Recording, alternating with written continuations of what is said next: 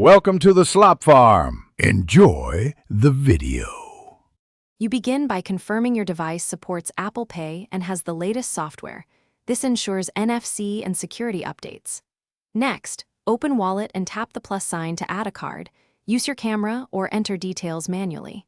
Once you've added it, verify the card through the method your bank requires.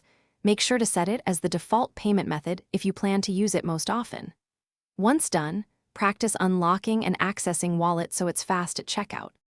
You now perform the core action. Wake your device and summon Apple Pay. Double-click the side button on iPhone or Apple Watch. Then authenticate with Face ID, Touch ID, or your passcode so the transaction is authorized. This prevents accidental charges. After authentication, hold the top of the iPhone or the watch face close to the contactless reader until you see Done and a check mark. If prompted, choose a card and wallet before holding near the terminal, and keep the device steady until the confirmation appears. You finish by checking for the confirmation and collecting any paper or digital receipt.